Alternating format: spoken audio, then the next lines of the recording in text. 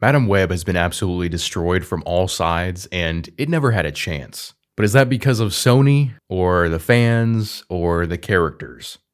I'm going to talk about all that, but first let's look at the numbers. It's got a 13% critics rating in Rotten Tomatoes with a 55% audience score. It's the lowest performing Sony Spider-Verse film, and to be fair, it's still only in its second week, but it's only made just over half of its production budget.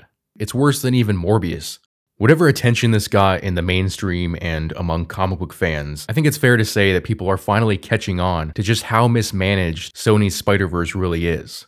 The idea that you can make a popular franchise out of a character like Madame Webb, or out of these 3 B-class Spider-Women, reflects just how out of touch the management of Sony is. This movie's plot was convoluted, the dialogue was clunky, the very premise is ridiculous, and the idea that you would gain success with these characters is insane. Especially in a universe where Peter Parker Spider-Man hasn't even shown up yet. The director came out in the 11th hour and even told everyone that Spider-Man was going to have no part in this film despite rumors to the contrary, and it was due to their own ineptitude. Despite all this, I have to say that I actually enjoyed the film. And no, I'm not trolling. This video is not me trolling. I actually genuinely enjoyed the film in a very general sense, and in relation to other comic book franchises that I've seen recently. Specifically the Marvels and Echo, which are also female-led franchises. And I'm going to distinguish how I can forgive how bad Madame Webb was in comparison to the Marvels and Echo. So Echo, I watched last month. I watched the entire thing. That's 6 hours of my life that I'll never get back. I watched the Marvels for the first time a couple days before Madame Webb. It was not as bad as I thought it would be. It's not as bad as a lot of other people said it was. It wasn't super woke, unlike Echo. But here's the problem.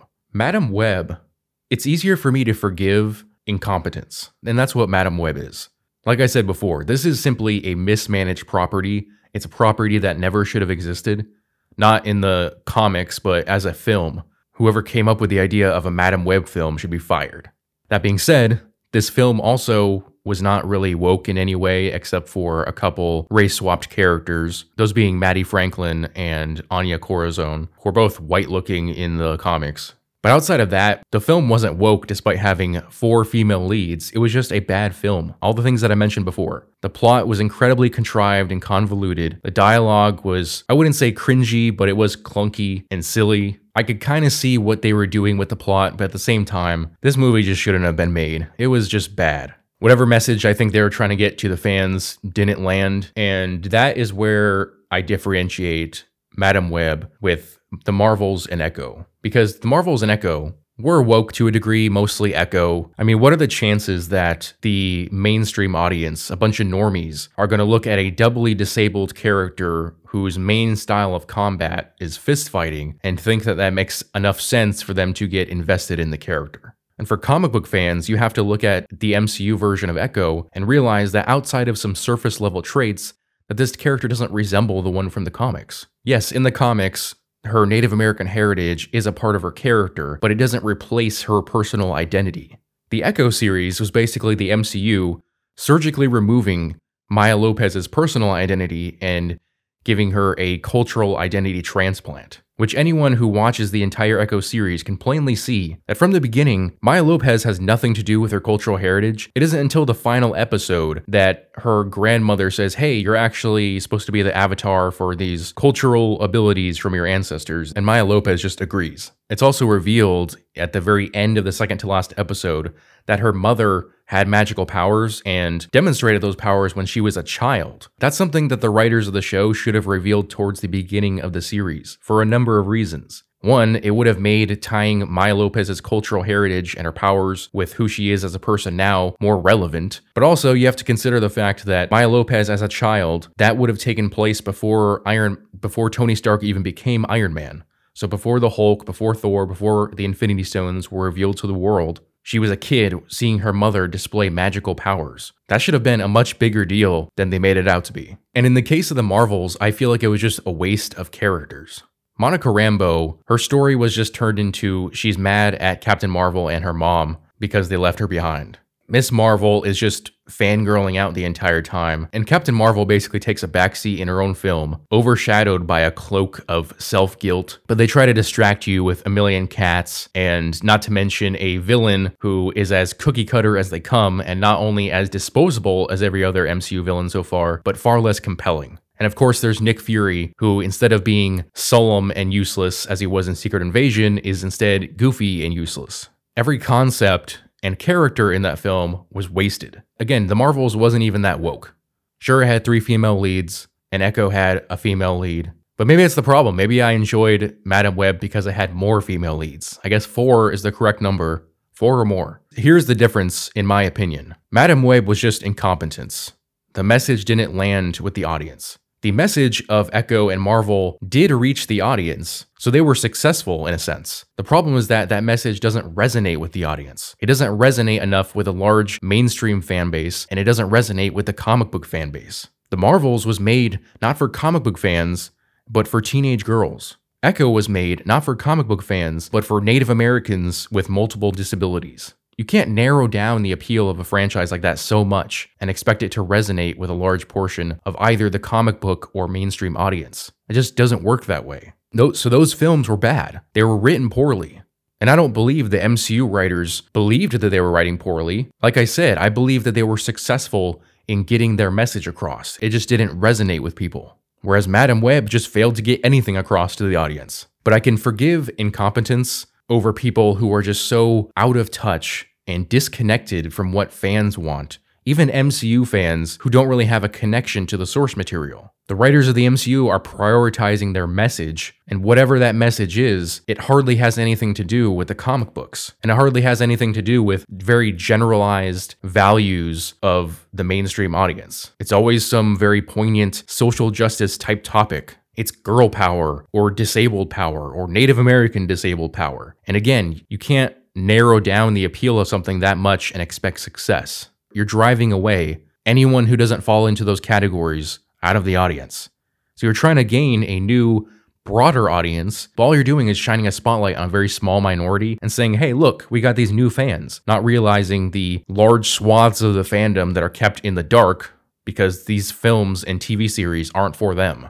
Again, this is just my opinion. You know, Echo, the Marvels, and Madame Webb all performed fairly poorly. You know, Madame Webb performed most poorly of all, but the Marvels and Echo performed poorly within the MCU. This is just my way of distinguishing why Madame Webb was bad versus why the Marvels and Echo was bad, and why I can forgive incompetence over a creative staff that is just out of touch with the fans. But now I'm going to get into the plot and the characters, and I'm going to talk about the characters mainly, but reveal the plot throughout. I'm going to try to give this a fair shake, but like I said, the plot is just bad. So let's go through this, starting with the main character, Cassandra Webb. So Cassandra Webb basically has this like spider person destiny. She was literally born in the Amazon, given spider powers from a magical spider, and became kind of loosely affiliated this Amazonian tribe who have spider abilities. And being given this spider venom as an infant, it actually removed the genetic disabilities that were part of her origin in the comics, but then added them back later on artificially. So how this goes is, during her mother's pregnancy, her mother found out that she would have some genetic abnormalities that would leave her disabled. So she went to the Amazon rainforest studying spiders to find a spider that had like ridiculous healing abilities. She found the spider, but her quote-unquote bodyguard, Ezekiel, was also there for the spider. He killed Cassandra's mother, he shot her, took the spider for himself, and got the spider powers that he wanted. Cassandra's mother was taken in by the Amazonian spider people, taken to a pool where they allowed a spider to bite her, which didn't save her life, but did remove Cassandra's genetic abnormalities. They eventually put her into the foster care system of the United States. So she grew up not knowing who her mother was, although she does have some of her books. So she grows up in the foster care system. She's now a paramedic working with Ben Parker, the uncle of Peter Parker, and she starts getting these visions. And over time, she sort of learns to control the visions. And through the visions, she learns that there's these 3 girls who are going to be injured and or killed by Ezekiel. Simultaneously, Ezekiel is also searching for these girls because he's been having visions that they're going to one day kill him in the future. For quick reference, this movie takes place in 2003. So Ezekiel gets a hold of some NSA technology, and using facial recognition, he finds the 3 girls and tries numerous times to kill them, but is constantly thwarted by Cassandra, who has the ability to see the future. Now, these 3 girls are Julia Carpenter, Anya Corazon, and Maddie Franklin, who all happen to have bad relationships with their parents and all happen to have met Cassandra sometime recently before this all started. You know, it's a lot of coincidence and happenstance, but they come together and there's this constant shift between whether or not Cassandra actually wants to take responsibility and help these girls. She eventually goes to the Amazon, meets like a spider shaman guy, and he reveals to her her destiny about how her powers are much greater than she believes and that she's supposed to save these girls and whatnot. And she kind of learns to connect to her mother, or at least her mother's intentions of saving her. And this is where the catchphrase for Cassandra Webb comes in, which is, with great responsibility comes great power. Tell me if you think I'm wrong, but I don't think that's the message you want to be sending to people. It's obviously turning with great power comes great responsibility on its head, and it's saying, hey, if you take responsibility, you're going to get kick-ass powers. That's not really the motivation of a hero, I think. But she does take the responsibility, and she does come into her powers. And in the final showdown between her, the 3 girls, and Ezekiel, they defeat Ezekiel in kind of a stupid way, but she loses her eyesight and becomes paralyzed from the waist down, which was her origin in the comics. She was born with those disabilities. I can't remember the exact scientific name for that disability, but yeah, in the comics, she was born disabled and blind, or at least disabled. Sorry, she was born paralyzed and blind, or at least paralyzed, but became blind at some point, I think. So they remove that from her origin using the spider venom, but then give those things back to her at the end of the film. They also give her a somewhat comic book accurate costume, but it looks super goofy, and based on how this film performed, there's absolutely no guarantee that there's going to be a sequel. And a lot of the clunky dialogue came from her character. And so they changed a lot of her origin story in order to make this film what it is, but then give her those disabilities and powers at the end anyways. And it seems like, I don't know, I feel like they should have done it a different way, like made the 3 girls the main characters, with Cassandra Webb being mainly a mentor figure. But now let's move on to the villain Ezekiel, who in the film, like I said, he shot Cassandra's mother, took the spider, got the powers. He lived a rich and lavish lifestyle for decades until he started getting these nightmares about these girls killing him, and so he went after them. So unlike in the comics, this version of Ezekiel is pure evil with no redeeming qualities. Because in the comics, Ezekiel does steal the spider power, technically. He does live a rich lifestyle. However, he does briefly mentor Peter Parker, and although he does try to kill him, he does so in the belief that this ancient spider being has to pick one of them to die, and he doesn't want to die. Though after having this mind meld moment with Peter and realizing how much more of a hero he was and how selfish he was with his life, he decides to sacrifice himself. He also mentored and saved the life of Cindy Moon, another Spider-Girl, from the Inheritors, which are this extra-dimensional race of humanoid beings who feed on the spirits of anyone that has animal-based powers. Granted, he locked Cindy Moon in a vault for 15 years, but he did so with good intentions. But this Ezekiel is just a villain, and not a good one. He doesn't have any spider webbing, but he does have the agility and some of the strength that you would expect from Spider-Man. But it's funny because he gets hit twice by a car and survives. He even jumps from the top of a skyscraper and lands on his feet with no issue. But he dies after being hit with a giant letter from a sign, and he wasn't able to lift it off himself, despite the fact that you would imagine with his spider strength he would be able to. And then he dies falling to his death on the cement. And I think, you know, why couldn't he just like shift in midair slightly and land on his feet? They're not very consistent with his abilities. Not to mention that he's a huge cliche because he's the villain who creates his own enemies by being paranoid and hunting after them. So yeah, that was pretty disappointing, not just in how they portrayed Ezekiel, but I don't understand why they used him as a villain at all. He could have been like a side mentor to the characters, and you know, he could have died early on, and then that's when Cassandra Webb takes a more prominent role. And I think it would have made more sense, especially if you want to build out this Spider Sonyverse, to have used an inheritor as a villain. He comes to this universe, finds some spider people, tries to consume them, they kill him, and his death alerts the other inheritors, especially Morlun, who then decide to go across the Spider-Verse and kill as many spider characters as possible, And that's how you bring all the Spider-Verse characters together and finally bring in Peter Parker, tying all this together and giving this universe its own Avengers Endgame type event. Instead, we get this cliche villain, a one-dimensional portrayal of a character from the comics. It just seems like a waste. But now let's move on to the three girls. Again, they're Julia Carpenter, who is Spider-Woman in the comics, Anya Corazon, who I believe was known as Aranya, and then Maddie Franklin, who was at one time Spider-Woman, or she was Spider-Girl, and then Spider-Woman. Basically a bunch of Spider-Women knockoffs. The original Spider-Woman is Jessica Drew. The second one, I believe, is Julia Carpenter, except that she's much older in the comics. Like, by the time that Anya and Maddie become Spider characters, they're still in their early to mid-teens, and by that point, Julia Carpenter is a mother. So they kind of just condensed all their ages, so they're all at the same age. And they also changed their origins, as far as I can tell. They don't actually get their powers in the film. You only see them use their powers when either Ezekiel or Madame Webb have a dream sequence, basically them seeing into the future. So these three characters don't have powers at any point during the film.